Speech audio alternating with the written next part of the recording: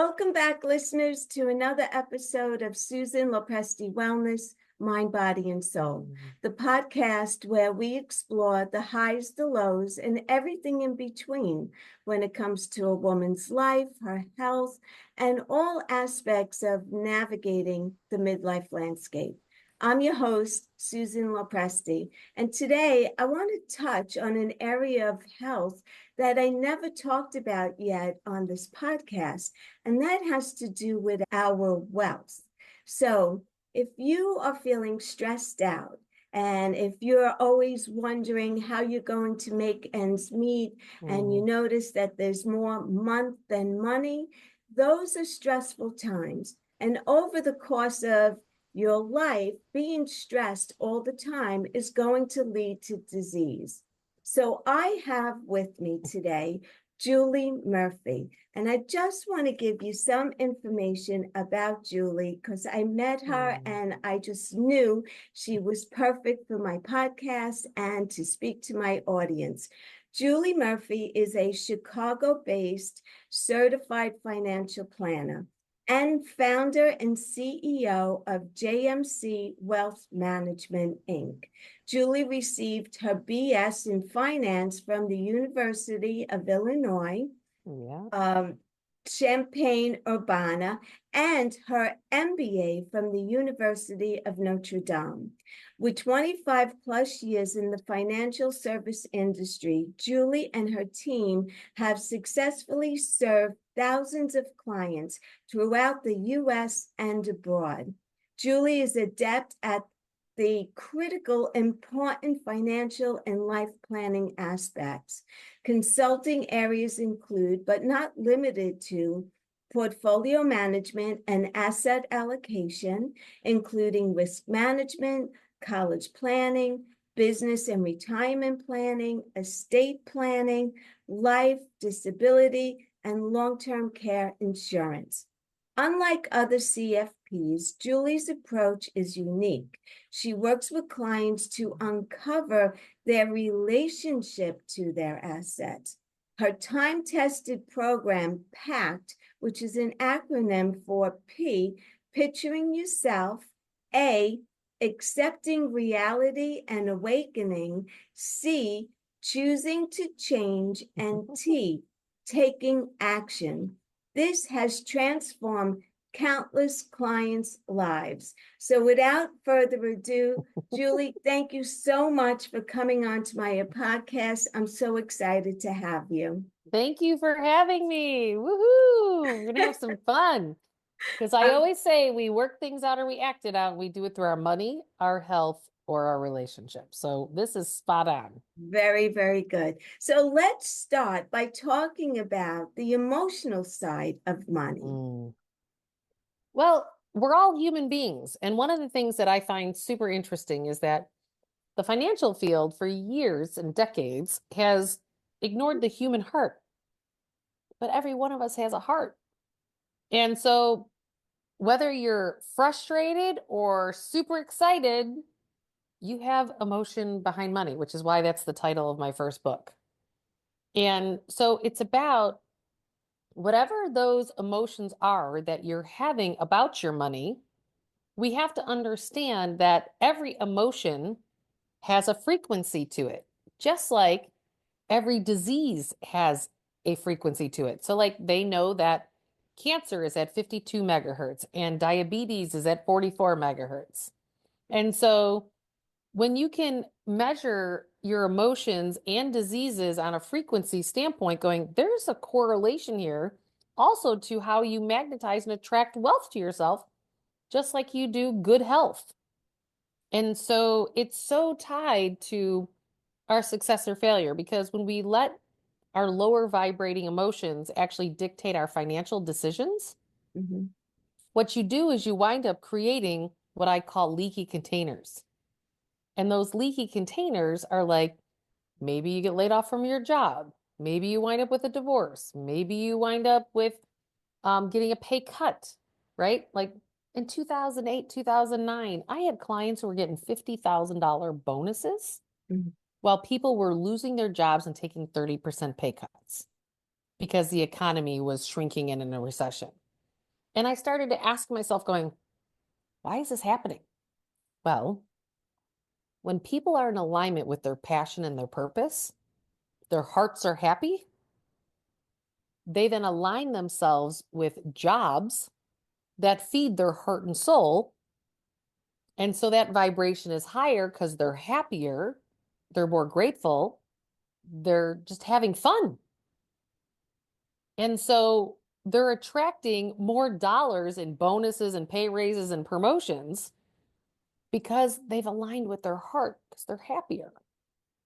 And those of us who are like, oh, I hate my boss, I hate this, I can't, which more people I think resonate with that world than the happy world. Well, guess what? Then you're not getting the pay raises you desire and deserve. You're not getting the promotions. And you're doing it because you have to pay the bills and provide for your families. Because we've many times pigeonholed ourselves into a lifestyle, which creates more emotional projection and all kinds of stuff. Like it's so integrated, but the goal is to first recognize that it's there. And then how do you build a successful infrastructure to support who you are and where you're at with it all, to then create the life that you still really, truly desire to create? Right. When you approach new clients, do you talk about this frequency with them? And I how, do. so I let how my do freak they, flag fly. how do they receive this? Are they open to this whole idea, or is it? Yeah, I find that most people, when they come to see me, is they've already worked with financial planners, they've tried online courses, they've read books, and they're like, I'm still not there. Like, because they're at a point where they're willing to try anything. And usually by referral sources come from people who have worked with me and done it. And they're going, yeah, no, she's not like anyone else you've ever worked with before. And and then they meet me and then they know why. I always say that I'm like a soul coach in drag as a financial planner, because it's really about aligning your life to who you really truly are authentically. And then all the money shows up. All the good health then shows up. And it's because you're happy. It's the only thing that creates sustainable wealth and abundance in all areas of life. Yeah. And so when I first meet people, usually they've read stuff about me. I have the accolades, I have the successful business, I've had the years of experience, I've got all that stuff. So it checks all those boxes for people, right? I would say it checks all the boxes of a person's ego, right? That their mind is then satisfied, right? Yeah. But they're really like looking for permission to make a change or pivot something in their life. And that's really why people tend to come to me, because they're like, something's got to change. And it could be for any particular instance, right? Yes. So how did you get into this side of the business? Like, Yeah, for sure. It was me just being me on a lot of the level, because like for example, early on in my career, well, first of all, I want to say that I didn't grow up with money. I'm not a person that had money growing up. I have 11 brothers and sisters, and my dad was an electrician and my mom was an at-home mom. And so we had the whole feast and famine as childhood. Sometimes he was laid off, sometimes he wasn't. And, thank God the private tuition we paid, you only had to pay for 3 kids, even though we had 7 in the school, wow. right? And so I worked my way up through things. And I remember when, my mom said to me, well, if you don't borrow money, you're not going to college. And I was like, well, I'm not going to college.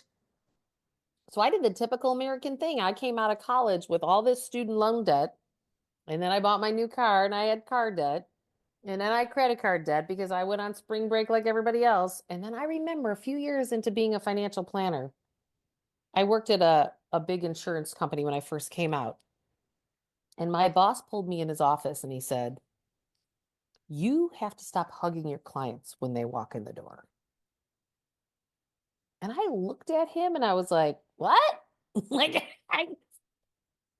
I couldn't even fathom why he was telling me that I couldn't hug my clients.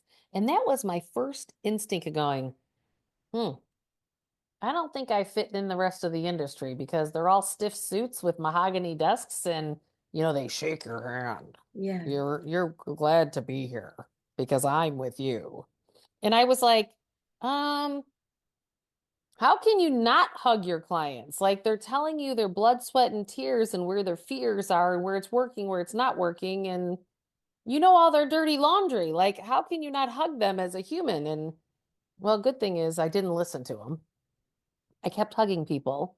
And it was only a matter of time before I wound up then incorporating and making my own company 8 years into being a financial planner because I learned enough to go off on my own. And that's when I vowed to I branded myself as the non-mahogany desk financial firm. And I never wore a suit jacket again. Because to me, I wanted to hold an energetic space that was safe for people to be themselves, to unload for me what was true for them, the good, the bad, and the ugly. And then let's redesign it the way you want it to be, no matter what your life experience is or where you're at, and get her done. And we did. And so it was fascinating. It was fascinating. So that's how I started doing it. And of course, the universe sends me the first client that walks in my door. She's worth $2 million. And she's in so I bought a loft space in the West Loop of Chicago. And it's exposed brick. It looks nothing like a financial firm. But it had like office spaces and desks and chairs, but exposed brick loft. And she really questioned me, and I was like, oh my God, this is a big deal at this point in my career. $2 million client. It was a big deal. Yes. And she totally was like, you don't look like a financial planner. Like she challenged every part of me being the non-mahogany desk financial firm. I didn't hear from her after that because she wanted the person behind the desk and she didn't want to unpack her emotions behind money, clearly. But that's okay. It was my test to see if I was really going to let my freak flag fly and be the financial planner that I knew I was put on this earth to be, as opposed to conforming to a system and deliver it the way the system does it. And a few years after that, after my first book came out, I wound up reading Harvard Business Review, then came out going, well, there is a sector of the marketplace called emotional behavioral finance. And this is a real part that financial planners need to really start to take into account. I'm going, no shit, Sherlock. Like, Oh, 'cause wow. it was exactly what my business was based on. I just was ahead of the curve from where all the educated people, well, not that I'm not educated, but all the higher ups, if you will.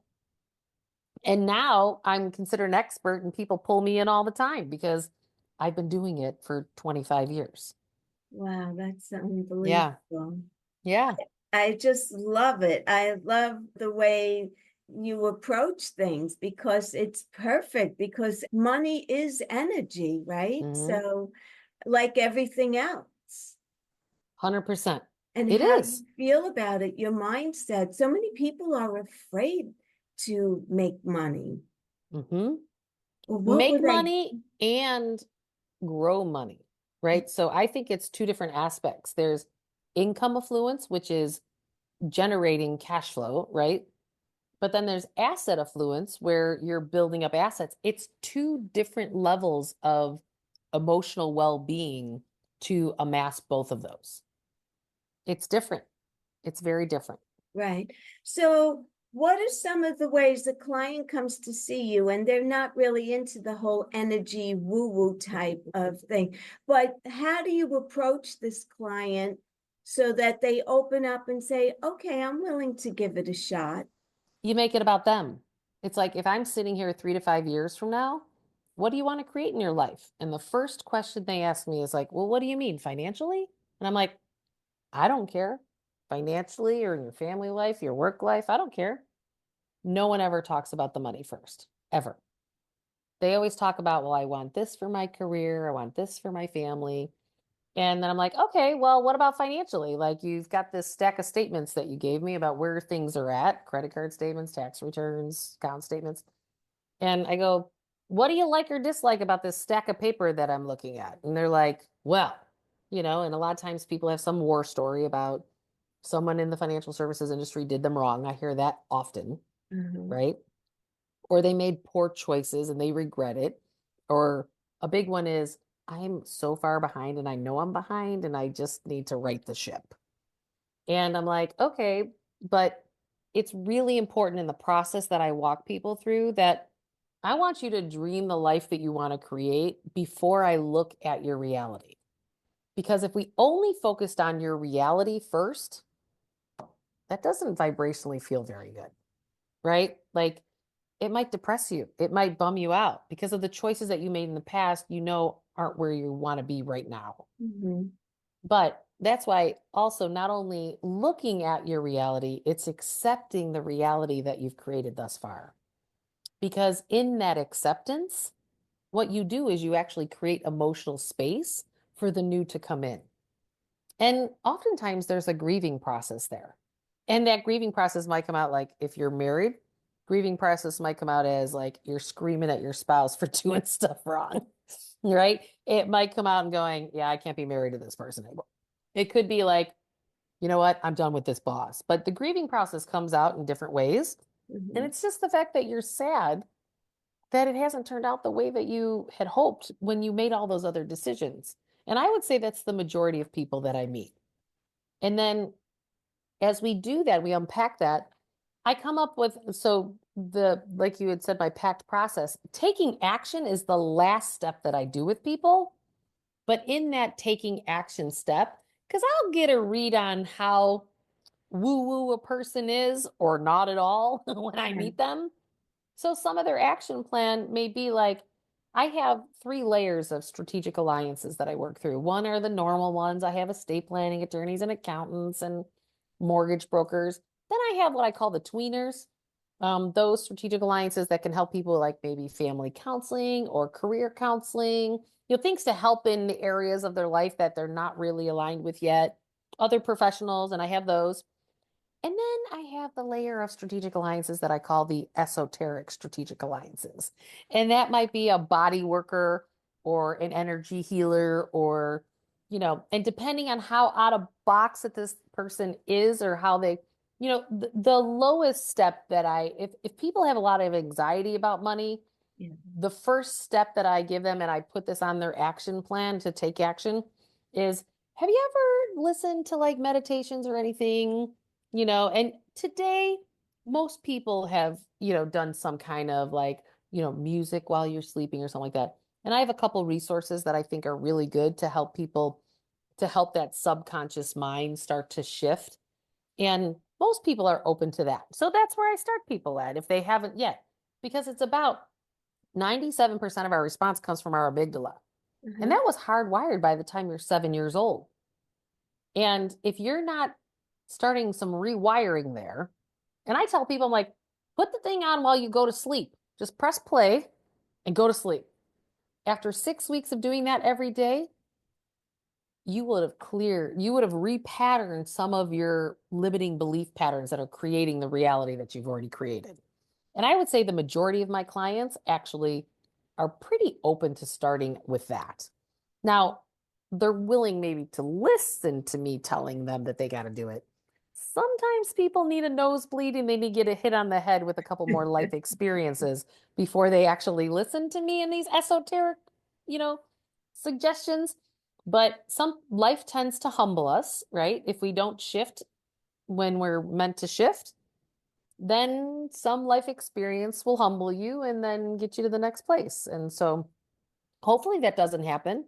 But I just realized so much, and you said it earlier, that if you don't align with what your passion and your purpose is, disease absolutely gets created in your body. Yes. And most of the people I've met, when I tell some of the stories about how that manifests, like I wrote about it in my first book, The Emotion Behind Money, where 50% of my male clients developed cancer around their hip area between 55 and 65 years old. And since I wrote that book, I've realized, in women, it's breast cancer. And so women who have developed breast cancer, as an example, I know right from the get-go, they don't take care of themselves, but they take care of everyone else. Which is a So, typical woman trait.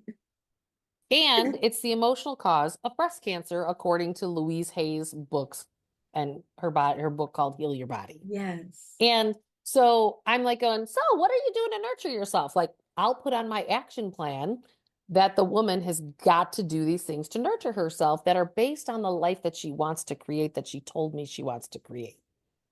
And so that'll be part of, and I'm their accountability partner then, not only for the money, but the things in the other aspects of life. And I may not be helping manage that piece, but I have people in my network that can help them manage those other pieces and do those other things. And so it's about a place of wholeness, right? Financially or with your health and or relationships. That's why I know we work it out or we act it out through our money, our health, or our relationships.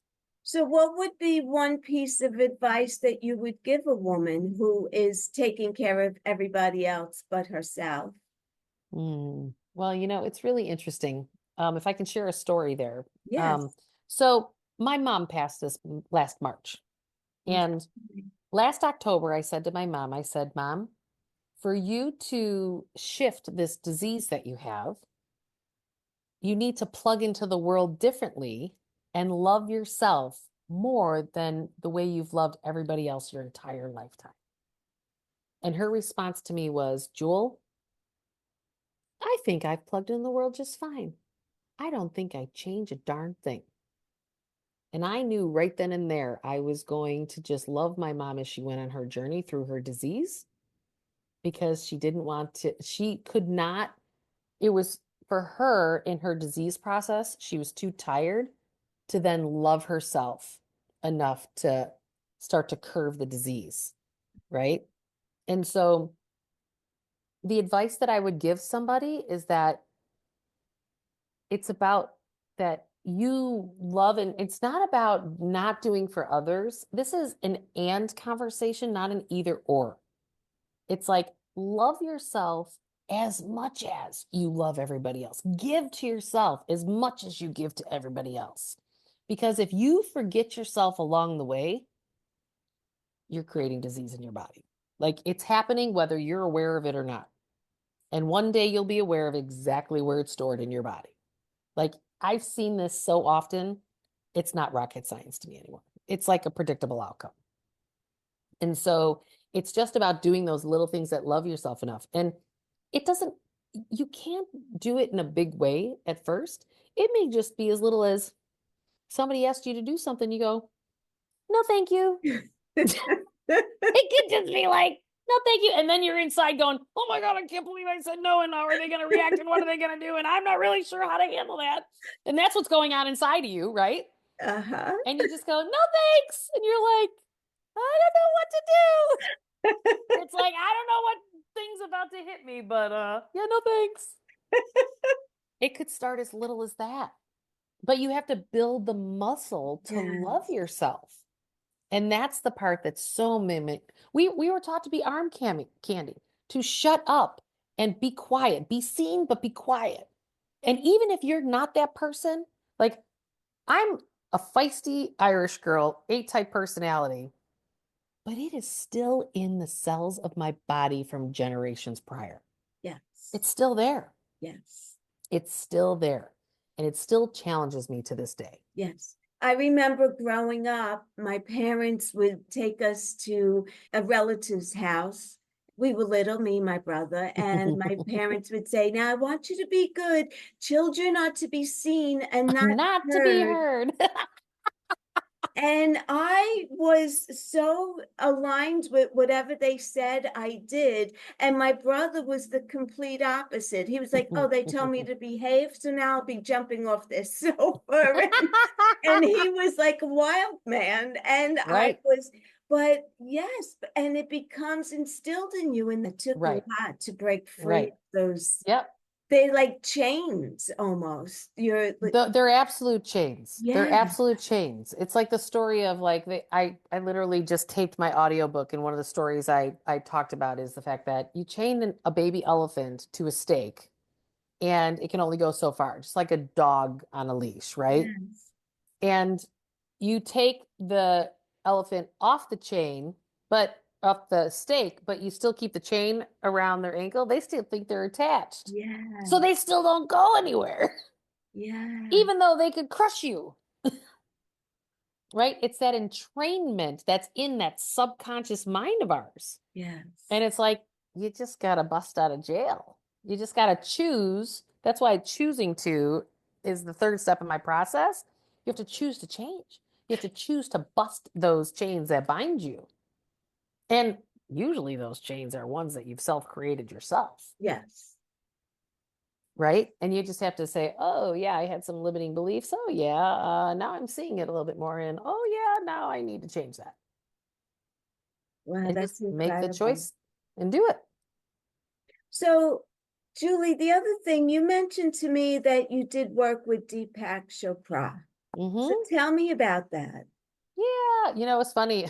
When I first worked with Deepak Chopra, I was like, I remember going, oh my God, I don't know if I'm cheating on God or something like that because I'm meditating now, and the Irish Catholics don't really meditate. I was like, and then one of the friends of the family, he was a brother at Holy Cross College in Notre Dame, Indiana. And he's like, just in a conversation, he was like, oh, by the way, yeah, I pray in the morning and I meditate at night. And I was like, you meditate? And he goes, yeah. And I was going, that's all I needed to hear. And then I jumped off the deep end with Deepak Chopra. And I actually, what it was is Deepak's work is where I really realized there's this huge integration between our health and our wealth. I actually went on this journey where I became Ayurvedic certified. Oh, yeah. And to understand, like, oh, if somebody they walk in my office and they have lower back problems, I'm like, they have financial problems, financial pressures. And so I know now to ask questions in saying, going, well, how do you feel about your money stuff? And then they unpack it, right? They'll tell me all about it. But working with Deepak really helped me see that we are these energetic beings and everything is energy, including money. And our cells respond to that energy. And you can meditate, you can listen to meditations, you can do all kinds of things to shift your energy. And, I've come to learn that our nervous systems are so important when it comes to manifestation.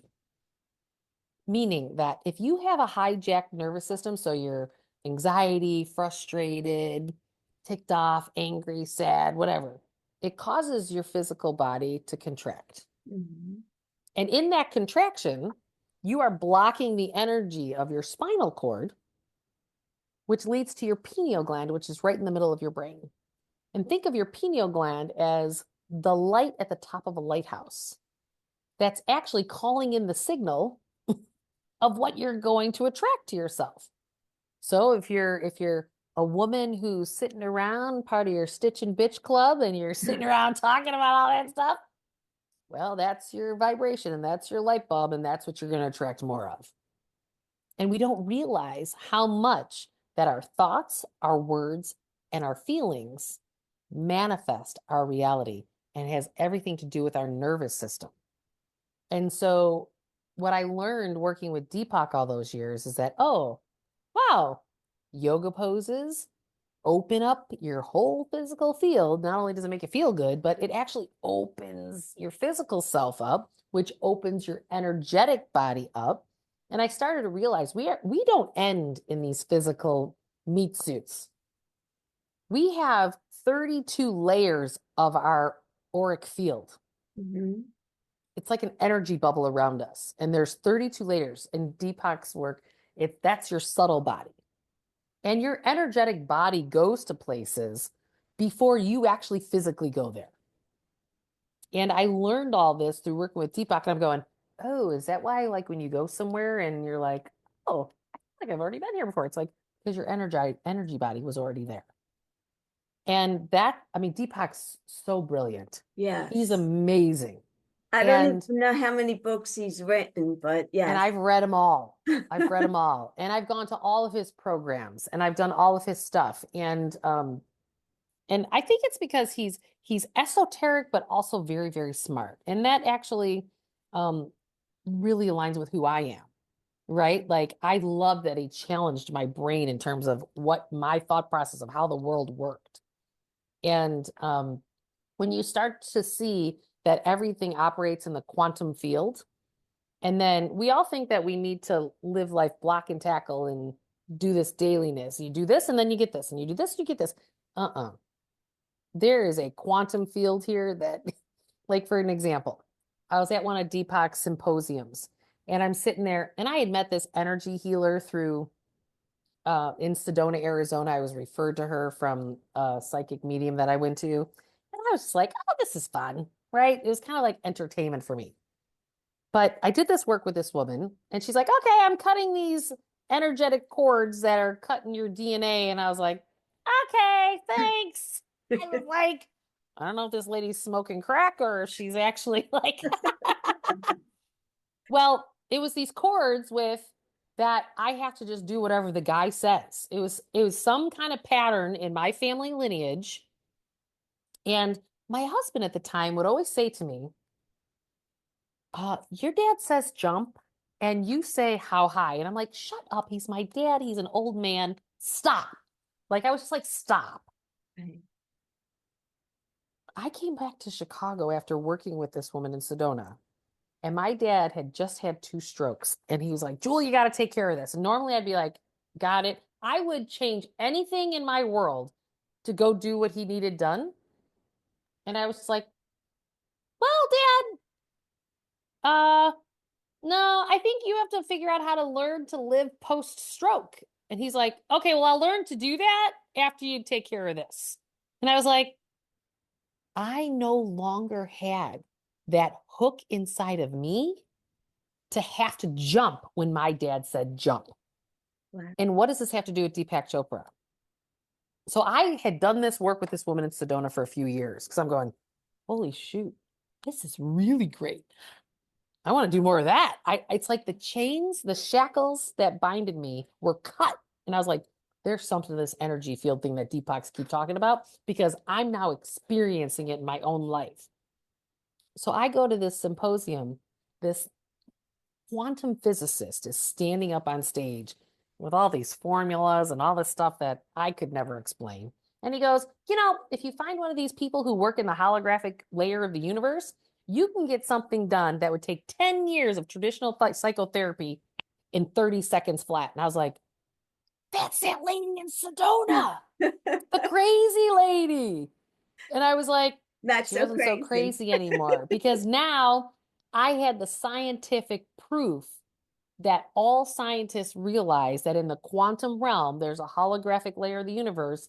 And if you have somebody that can tap into that layer and cut those energy cords of the things that block you, something that would take 10 years in psychotherapy can be done in 30 seconds flat. Oh. It's fascinating to me. So Deepak just challenged every ounce of my limiting belief system of what I thought was possible. And now I live my whole life in terms of operating from the quantum field because it doesn't have to be a linear line. It can be quantum. We just have to believe that it can be quantum and then Yes. it becomes quantum. Right. That's the key also, is Right. being open to Right. other possibilities. Yes. Absolutely. Yep. Wow, That's how that's it goes. incredible. That is incredible. Yeah, Thank you for he's a letting me share it. remarkable person. I haven't read all of his books, but I did read a lot of them. And he is an incredible person. Now, with Mhm. yoga, I wanted to go back just quickly. Is it Kundalini yoga that you practice or just I do all kinds. okay? I like hot yoga. It used to be Bikram back in the day, but a lot of the Yes, Bikrams, yeah. So Bikram, Kundalini, like to me, it's just do yoga. It opens yes. up your field. Yes, absolutely. Absolutely. So let's get down to some financial questions. Yeah. When we first met, you talked about a woman that was making 6 figures a year, but she was $40,000 in debt Yeah. and she wanted children. So Gosh. this woman came to me and she said, Julie, I'm so far behind in retirement planning. She goes, I don't really care to know how far behind I am. I just need to get more efficient with what it is that I have. She was 47 at the time. And I was like, okay. So her story is she was divorced in her 30s, didn't remarry. She kept trying to find the guy, but as many of us do, we manifest our parents. So she manifested as a husband, her alcoholic father, right? We tend to repeat patterns, right? And so she came to me and she was like $40,000 in credit card debt. And then she turned around and she was like, oh, $40,000 in credit card debt. And I put her on a plan. And then she came in for a financial checkup a year later. And I was like, oh, she's gained a lot of weight. I was like, hmm. She's like, I go, so how are you doing? She goes, well, clearly I packed on a few pounds. And I was like, okay. I'm like, how do you feel about that? Because I'll stay in neutral. Like, how do you feel about that? And she's like, I don't know. And I go, well, so how's the money stuff? And she goes, well, my credit card debt's down to like $10,000. I was like, hmm. Her health got worse, but her debt went down. Hmm. The next year she came in, she decided to get her health together. Took off all the weight. Credit card debt was back up to about 30 grand. I was like, we got a seesaw going on here. I go, do you have any regrets in life? And I could tell that she went somewhere, but then her brain took over and hijacked it somewhere else. And I go, what was that went through your brain? Because I saw your facial expressions. What was that? Well, I always wanted kids, but that ship has sailed. And I go, what ship has sailed? She goes, you know what I mean? Ship has sailed. And I go, you could still be a mom. And she goes, really, Julie? Like, stop. She's like, stop. And I go, no, you could get a surrogate. You could be a foster parent. You could adopt. Like, you could still be a mom. You could be a mom to pets if that does it for you. Like, what? I'm like, don't have any regrets. She's like, well, I just thought be married until she turned into like, she was on the verge of turning into the eternal victim. Mhm. Life just didn't work out for me. Never got remarried. I'm the single lady with the cats and blah, blah, blah, blah, blah. And I was just like, what? You can do whatever you want. And then we also started to realize that she manifested her dad not only in her ex-husband, but also her boss, an alcoholic narcissist. So here she's got a career where she manages at a non-for-profit $2 billion and makes peanuts for income and works her butt off. So I said, well, let's just look into those three options of becoming a mom. And you know what? Just whichever path makes you giggle, just keep following the path. Because I always tell people, just follow what makes you giggle. And the reason I do that is because that's what's in alignment with your heart. Yeah. The giggle is what's in alignment with your heart. It may not logical sense. It may not be the right financial move. It may not, but it's making you giggle, and more money will come if you're giggling. So next year she came in and she said, well, I've been fostering kids this last year. I'm like, yeah, how's it going? She was on like her third or fourth set of foster kids. She was happier. Her weight was down. Credit card debt balances were down. And I go, okay, so you're fostering the kids, you manage the debt, you manage the weight. Now we got to get rid of your boss. And she's like, well, but it's the job that I know. I go, no, you should be making 250 grand a year. Like, that's how smart you are. But you don't love yourself enough to ask for it. So the minute she started to ask for it, she had all this conflict at work. And it was like the guy just came at her. When she started to go into her empowerment, he started going after her. I said, put your resume out. You don't need that. You're a gem. You're a gem. That next year, she wound up actually adopting two of the kids Wow. in her early 50s. And so she adopted, they're her daughters today. They're now, young adults. And she manifested that job. She manifested the relationship. And she never put the weight on or the debt ever again. Wow, I love that. And it's because she aligned with who she wanted to be, who she was meant to be. And she just had the courage to step into it. But that's how interrelated it all is. Yeah. And I don't think most people realize that. No, I was just about to say that you're a financial planner, but yet you're a life coach. You encompass a lot of different areas, because just to bring someone into your office and sit down and crunch numbers really doesn't. It's a little vanilla. Yeah. Because the money, you know what? Like I tell people, I'm not going to bury you with your money. Like there are people who hoard it. And I'm like, what's it for? Put it, and usually they hoard it because of fear. Again, low vibrating emotion. I'm like, there are some people I give assignments to going, I want you to remodel that kitchen that you always tell me about. And they're like, well, I just don't want to spend the money. I'm like, let me tell you another story about another one of my clients. And I'll tell this story and I go, I kept telling her for a decade to remodel her kitchen and it was like 30 years old. She didn't remodel, finally, it was just one half of the interest on her portfolio that she could remodel her kitchen on. She finally did it. And she died the next year. Oh, Don't wait. no. Don't create debt. But when we're afraid and we operate from fear, we don't do the things we want. And she didn't want anything special. She just wanted to remodel her kitchen in a Right. very modest bungalow in Chicago. Right?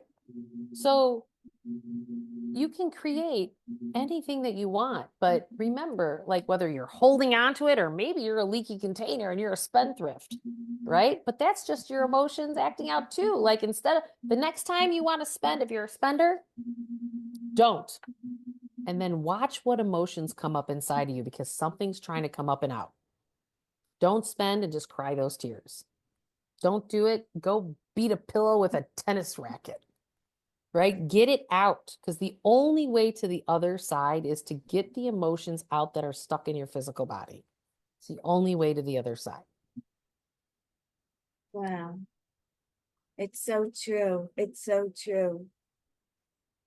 What advice do you give to a woman who's married, but the husband takes care of all the finances and she has no clue what's going on? Well, so that has to do with the fact that she's not stepping into her empowerment. And usually when she starts to do that, he's going to want to put her back in her place. Right. That usually doesn't come well open. Yeah. So it's about because I'm sure it's not just financially there a woman is not stepping into her power. So it's about, can I meet with the financial planner? Because a lot of times those women don't even show up to the financial planner appointments, or they don't show up to the meetings with accountants. Or they don't sit down and decide like where's the cash flows or pay the bills. Right. So it's about whatever your situation, like you may financially not have an accountant like you do your own on TurboTax, or you may not, have a financial planner. Well, maybe it's just about the fact that, when you pay bills, can I sit and do that with you? Or I'd like to be a part of this process. It's about just getting yourself as a part of the process Yeah. and saying, I know I haven't done this before, but I mean, women live longer than men. So if you're a woman who's not a part of your financial position going, you know what, maybe that's how you start the conversation going, you know what, I don't want to be that person that you're gone and I don't have a clue and I want to start to get a clue. And I was wondering if you'd help me do that. Right. And usually, like I've had many men who come to me and going, we're coming to you because you're a female financial planner. And when I'm gone, I need you to take care of her because she's just more comfortable with a woman than a man. Yeah. Yeah. I asked that question because I have a friend of mine who she was married and her husband took care of all the finances. And little did she know that he was a gambler and Mm. he had gambled all of their money away. And she thought she had this nest egg and she ended up having nothing at all and had to start from the ground up. And I always just felt like the first thing that she did wrong was to give him full power over everything and her just have complete confidence that he was doing the right thing and Yeah, wiped they out opt out of the process. 401k or they save everything. Yep, for sure. And you know what? And you just got to start where you're comfortable because if you're going to address a gambler and going, "Where's our money?" Well, that might be leading you to a divorce. And if you're already on the path where you feel like it's going to end when you start to pick, just go get the copies of the tax returns and all the statements of all the accounts that you guys have before you have that conversation. So, like, I had one woman where she's like, well, I think I might get divorced. I'm not really sure. I don't know. And I said, do you know where all the financial papers are? And she goes, yeah. And I go, okay, just go get them and copy them all. And she's like, what? I go, and I will spend time with you financially educating you on what these are. Right. And she's like, oh, that's a great idea. And you know what? She told her husband, she actually didn't do it behind his back. She said, you know, I've never been a part of this process and I want to start to learn about this. So I'm going to hire somebody to help me learn about this. And he was like, okay, like he was good to go. He didn't care. He was good. Right.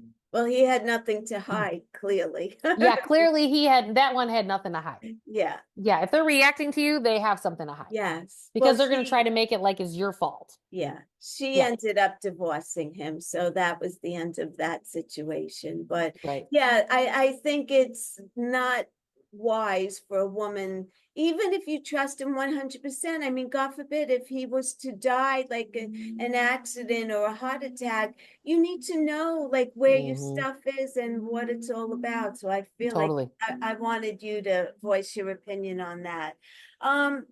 Any like final thoughts, Julie, that you'd like to share? And also I want you to talk about your books and where they could be found. Sure.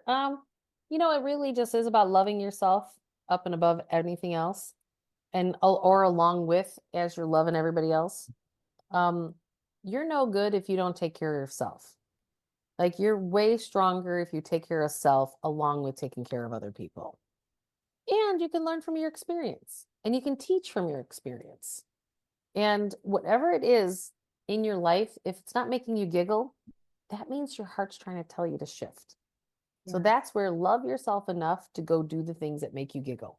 Yeah. Whether it's a career change or even if it's, I don't go to Christmas this year, you know, like I don't care what it is, whatever makes you feel empowered, whatever feels like. I remember the first year I got divorced, I was really sad and I really didn't want all the questions coming at me. So I went to Sedona, Arizona to my friend's Thanksgiving. I giggled the entire time instead of like reliving my divorce process. Yes. It was great. And people were like, where's Julie? What's wrong with Julie? Why is Julie not here? Well, I was just feeding my soul. And you know what? I went to Thanksgiving with my family the next year, but that year I had to disappoint other people to do the right thing for myself. And that's okay. Yes.